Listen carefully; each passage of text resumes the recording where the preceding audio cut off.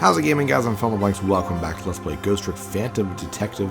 We just saved the superintendent, the pigeon guy, now to make our way back up and save Cabanela. Alright, let's get started. Inspector Cabanela is upstairs, so our first step is to get up there. Sissel, I'll go up first and wait for you. Yeah, traveling is not a problem for Missile, so he just goes right up there without us. Okay, lovey-dove, we need your help. Carry this measuring device upstairs. It has Mr. Ghost in it, so don't drop it. I love that. Now that, so many characters know about Sissel's powers, they can actually help me out. So I just can start right up here. And there we go. We're back to our original saving of a person scene. There you are, Sissel. Sorry for the wait, Missile. 4 minutes from now, the inspector will be killed by a gun. You just jump in there and stop him from firing, would you? There you go again with that stuff. Besides, it doesn't make any sense. If you stop him from firing... Wait, how am I still talking to you guys? I'm way down there and alive. He'll just kill you some other way. Wait a minute, that sounds familiar. Yep, same situation as mine. Your best bet this time around is to allow him to shoot, and then save Cabanela without him noticing. Phew, it's even worse than last time. Anywho, jump in there and do something. Okay, I'm ready to jump in, Sissel. Don't forget, whenever you want to use my powers, just tap V. And basically, I can't actually do anything. I'm stuck here. So I guess we'll turn into Missile. I guess? Actually, no, you know what? We'll probably get back to where we were. Yeah, there we go. By jumping into... Because we can jump around all we want. We just can't do powers. So we'll wait this out. So as soon as he turns around. There we go. Jump into the helmet. Okay. Good, good. Okay, who's that fine? What was that? Alright, cool. I want Missile to be anywhere but... Oh, no. Anywhere but the stairs there. I'll just keep him here for now. Okay. And right now I can't... Yeah, Sissel can't reach the stairs. So we're going to wait for Cabanela to shoot... I don't know, fake Sissel? Real Sissel? I don't know what you would call him right now. The man in red. There we go. Blah, blah, blah. I'm going to say to you. Blah, there we go. Ugh. The way the arm goes there, it looks like it detached from the body. Okay, but it brings the stair closer. Okay. As Sissel, let's move this because he's not looking at us anymore. Okay. We're going to go up here to this cap, the knit hat. Jiggle. Come on. Then I'll bring it down onto the stairs. Move the stairs again. And now we need Missile for basically the rest of this.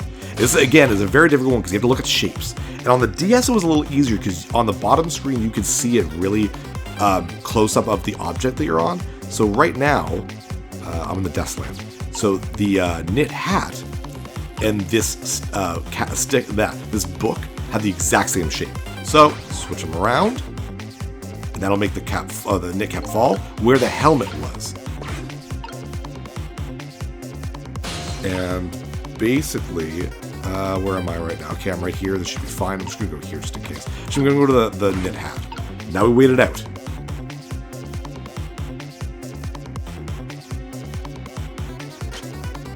Takes the gun. And... This was not a condition, but yeah, just saying stuff we already saw. He's gone to shoot! It's too late! Again? I'm going to be shot again? No, wait.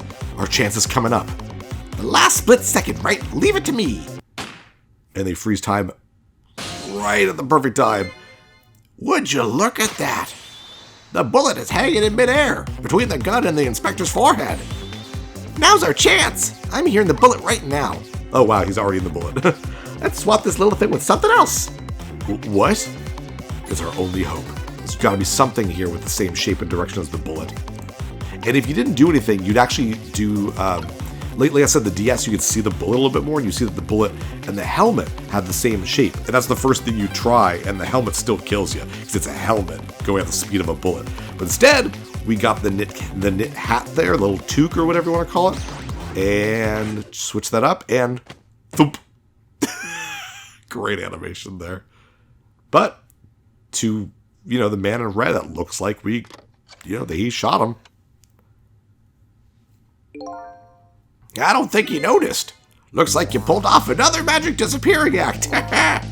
And now I say again, I love knit hats. So warm, most of all, soft. Did I do all right? You did. Fine job, little one. You saved another life. And I'll keep doing it too. Over and over. Yeah, it's a fun chapter. A lot of interesting things there. What I saw in just these 4 minutes gave me all the answers I've been looking for. All our research these past 10 years pales in comparison, right, Professor? So you two are working together? That's about the size of it, yeah? Who would believe a story about a manipulator? So we pursued it ourselves, just the two of us. I'm quite a crazy character myself, after all. My voice is starting to give out. Holy crap. Okay, let's hurry back to our time. Yeah, scratchy voice. Missile and the superintendent. That is hard on me. We have to rescue Miss Camilla. You're right, Missile. There's a certain guy I have to follow too.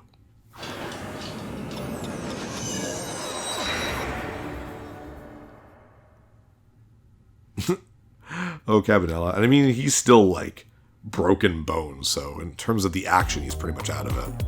After completing his revenge on Inspector Cabanela, the man in red left, and now a new story is about to unfold in a new present. How you feeling, you old crazy character?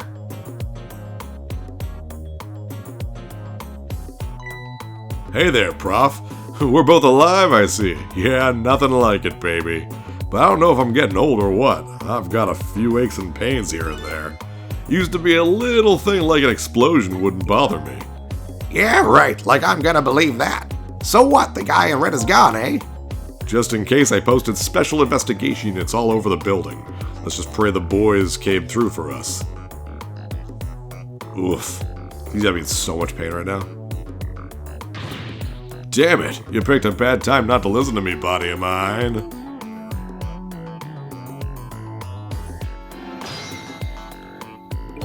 And now we are free to talk to them. If I knew things were gonna end up like this, I would have tried to die in that explosion, baby. That way I could have been dancing after Big Red by now. I might be able to erase death, but it's true, I can't do much about injuries. But really, you shouldn't talk that way. Yeah, sorry, I suppose you're right. I just hate feeling so helpless. He was right there within my grasp. All our plans were resting on tonight, and then this had to happen. I guess he's thinking about his spotless record. It's not too late, Inspector. We still have a chance. Maybe I can catch him. Say you're right. That's not a bad idea. I'll cooperate with you fully. Go ahead and fire away with any questions you like, Mr. Ghost. Revenge. That guy mentioned revenge. Revenge against the people who stole his life away 10 years ago. He's a fool. He's the one who made the decision to take that little girl hostage, and he wound up dead. He only has himself to blame. But what about when he said this? I was murdered by all of you, Detective Jowdy. You forced me into the corner. Lynn, the girl who was playing in the park. Finally, you, Inspector Cabanela. If you hadn't done what you did, I never would have pointed a gun at that girl. Yes, 10 years ago on that day, the Special Investigation Unit was working on a certain big case. We hauled in a young man, an important witness to our investigation. And then I did it. I made 2 very stupid mistakes.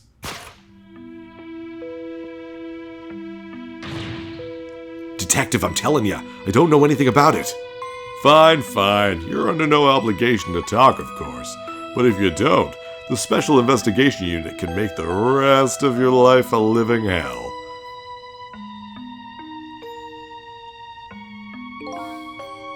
But I'd just been assigned to the Special Investigation Unit, you see. They didn't share much info on big cases with a newbie like me yet, and I wanted to impress them. It was only supposed to be a simple matter of taking his statement, but I was too green. I pushed him too hard. I drove him into a corner and made him lose all hope. That was my first mistake. And then I made another mistake on top of that.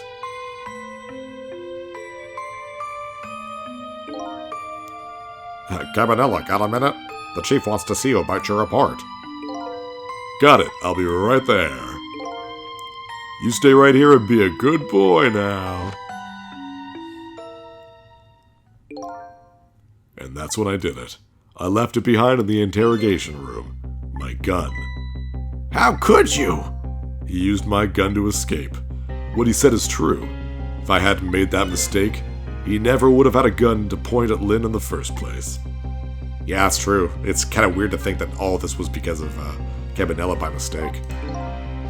We first found out about the manipulator's existence during a certain overseas communication. Overseas communication? For national security purposes, this country keeps tabs on the communication networks. His particular communication was about making a deal with a certain foreign country. Canada. No, I'm joking. He said he wanted to buy him and his powers. That's how we first heard about him. Of course, we didn't know what he looked like at the time. And in order to prove these powers of his, he gave them 2 predictions. He foresaw 2 completely preposterous, impossible crimes. The case of a man who would sing national secrets during a live rock concert broadcast, and the case of a man who would take the chief commissioner hostage in his own office. Those 2 inmates at the special prison, eh? We kept tabs on their communications and launched an investigation. And then, finally, we pinpointed where they were going to meet tonight and staked it out. That restaurant, the Chicken Kitchen. The manipulator plans on leaving this country tonight, on a submarine that belongs to the other country in this deal. Submarine? But we haven't been able to find out where it's going to surface. It's terrifying to think what would happen if his powers would have fallen into their hands. Right, highly unlikely they'd use them for peaceful purposes. And now they have that little girl as a hostage. Camilla. We have to stop him before he leaves the country. This spotless record of yours, is it really that important to you? Of course, baby. In some ways, it's more important to me than my life. Than your life, eh? After all, it's because of my record that I'm able to get my hands on all intel as head of the Special Investigation Unit. Because of my position, I get to direct all aspects of the investigation into the manipulator case. Oh, the manipulator case? That's why you cared about your record so much? Of course. Why else, baby? I like how you, double and, triple kind of, you kind of think what Cabanela is, and then you, think, oh, no, he's this, and then, oh, wait, he's that, and I don't know, he makes for a fun character because of that. I just never could believe it, man. Jowd shooting Alma. I didn't care that he confessed. There was definitely something more to the story. Some secret. I did everything I could to climb the ladder. Everything in my power. And then I finally found the answer. It took 5 long years, though. The manipulator. He's gonna prove that Jowd is innocent. What incredible determination. Well, that's not nice, all for his best friend. There's one thing I just don't understand. You were so determined to help Detective Jowd. Why didn't you help him escape from prison? That's an easy one, baby. Escaping from prison is a crime. I wasn't about to help him commit a crime after spending 5 years trying to prove him innocent. And he himself asked to be executed, you know. As a man of the law, I had to make sure the execution was stopped legally. And that's why I brought him before the Justice Minister, too. I needed to buy as much time as I possibly could, baby. So that's it, eh? But there's one little unfortunate result of all this. Lynn completely misunderstood your intentions. Ha! What's a little misunderstanding? My baby will come around. Give it time. But there are more important things to do with our time tonight. That's enough from you. I guess we'll talk to, the crazy man. Not the crazy, Mr. Superintendent, there we go. Do you mind if I talk to you for a minute? I haven't always been a junkyard superintendent, you know. I used to be part of the police. The police, huh? Not as a detective, but as a medical examiner. I investigated victims' cause of death. That sounds about right. 10 years ago, I was asked to autopsy a strange corpse. Hit by a meteorite fragment and died instantly. That's what the police report said.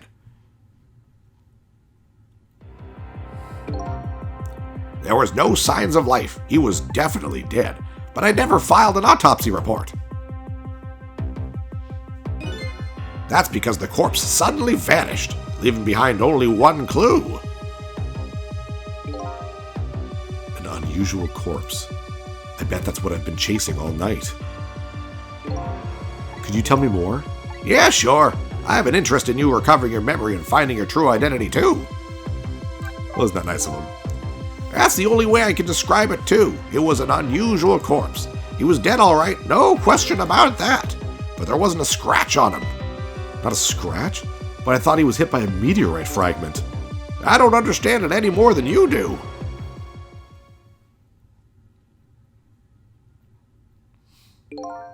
I was completely bewildered. When I tried to autopsy him, I was even more puzzled. I couldn't perform the autopsy. You couldn't? What do you mean? The scalpel went in, but I couldn't cut. As soon as I tried to make an incision, it would heal up in the very next instant. And that's how it went. And no scarring or blood either. And I never had the chance to solve that mystery. That's because the corpse up and vanished on us. The morgue is well guarded. Nobody could have stolen that body. But there is one way the corpse could have disappeared. What's that?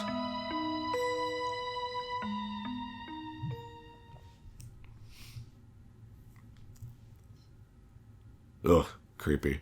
The movement on the corpse, or whatever you want to call it, is really good. I don't know, there's something uncanny about it.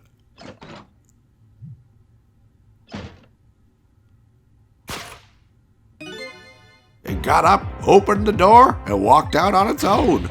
What? He was dead, but he wasn't dead. We saw it with our own eyes tonight. Not even that explosion could kill him. He didn't even feel it when he slammed his fist on that stove. The corpse left behind some data from some testing I did.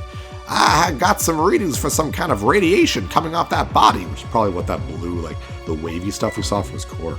Radiation. I used all kinds of instruments, but I couldn't determine exactly what kind of radiation it was. Some undiscovered type from a world unknown. Wait a minute, could it be? That's right, it was coming from that meteorite fragment. And if you go back to the episode with like this area, when we found Missil's body there, you can see the actual meteorite itself has that same radiation coming out of it. I went to the park and tested the spot where the meteorite fell, and just as I suspected, I detected radiation coming from that crater. It was the exact same pattern of radiation as that of the corpse. And at that time, I thought he was some kind of immortal being.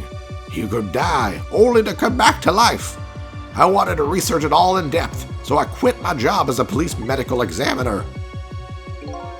Several years later, I came to learn the connection between my research and the manipulator case, thanks to the arrival of this crazy character here. Oh, stop now, Professor. You want to see me blush? Cabanela's arrival. It was about a year, I'd say. That man in white came dancing into my research lab here. That's exactly, yeah, I would say dancing into places is exactly what Cabanela does.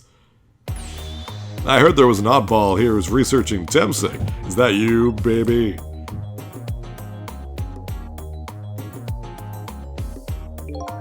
Who are you to be calling anybody an oddball? And then they were the best of friends.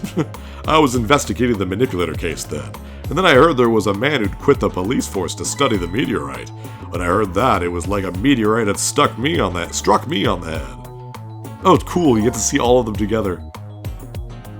There's Ringe and I don't remember the other two guys, green and blue. At that time, we were just starting to get leads on this manipulator. We didn't know who he was yet, but he knew he was communicating with a certain foreign country. In one of those communications, we heard the manipulator say this: "The source of my power is not of this world." And that's when I put two and two together, baby. The manipulator case and Temsig were somehow connected. Which also explained how 5 years ago he used his powers to manipulate a birthday surprise a little girl made for her mother. He added that gun to the contraption, most likely by controlling Camilla. That's all the information I get from everyone? Yes. So that contraption in the basement there, you built that to try and help Detective Jowd. That's right! Jowd and I worked together back when I was with the Force. I used the reports of his case to try and recreate the device, but there was just one part of it that I couldn't reproduce no matter how hard I tried. Camilla told Jowd it's something it shouldn't have, made an impossible move. I added that part to the device I created. I put in a part that would allow Cupid to rotate, otherwise the gun wouldn't fire. So that must mean somebody manipulated Camilla's contraption. As a result, we proved to ourselves that the manipulator actually existed. Dude, you do not look okay, Cabanela. Inspector Cabanela! Hi. Hey, baby. Sorry about that phone call. I must have sounded like a real villain. I hated to spoil your image of me, of that cool cat inspector you always looked up to. Is that really the image she had of him?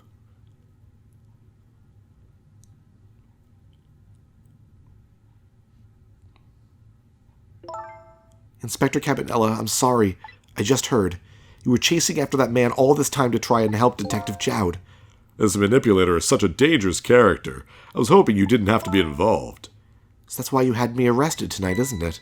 Like I always say, if somebody's in the way, throw him in the slammer. Yikes. Tonight, I really thought we finally had him, but my body gave out on me right at the critical moment. It's like a cruel joke.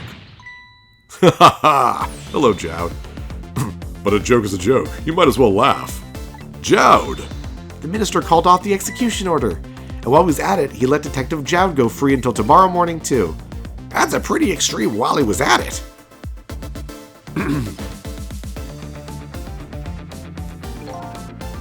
Sorry I took so long to get here. You can leave the rest to me. There you go again. You've always been like that.